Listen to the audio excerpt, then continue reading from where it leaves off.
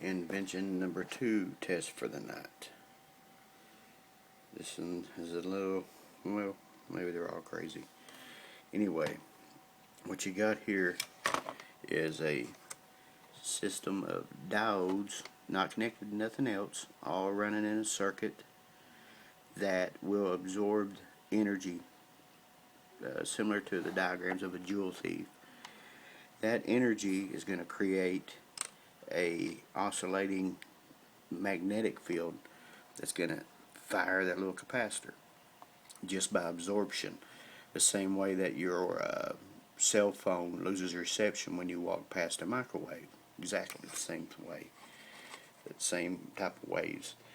So, and I've got it inside one of the girls' old strobe lights because I'm still trying to focus on photonic energy with a little bit of magnetism and a little bit of magnification on the diodes. You turn it over, the rear of the circuit comes out of the diodes into the AC power supply that simultaneously kicks over to the DC power supply. So they should, if my theory is right, if it absorbs, the energy will trickle out of the capacitor or from the diodes through static energy, create the magnetic field into the diodes, out of the diodes into the capacitor, fires the AC and the DC at the same time, and they're going to oscillate. The power is going to go from one to the other, one to the other, one to the other.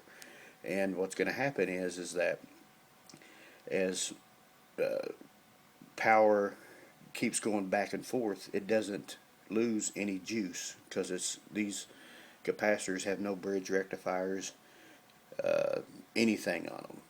So they're just going to go boom, boom, boom, boom, boom. So that energy is just going to keep going faster and faster. But the faster and faster you move anything in space-time or in physics time, the laws of physics tells you that it expands. E equals mc squared. The mass will expand as it goes faster. So the energy field will increase until this diode pops. Not a major deal, it seems like, but the reality is that it will be sucking energy from the air and running it into a simultaneous loop, and if I had larger storage, it would contain it all. Right now, this is how I know that it's AC and DC power both float through the atmosphere. Is I've got the voltmeter hooked up on the capacitor, so you can see the capacitor is not loaded, but I can switch from AC, DC, no change. So I have a beautiful bridge and circuit going from one to the other. They're not shorting, grounding, throwing back any crazy readings, just off the atmosphere. Right now in the room I've got 0.1 volts. So I'm going to keep that on it and we'll see what happens. But I call this the Boogaloo. All off Nikola Tesla's designs, but modified to my craziness.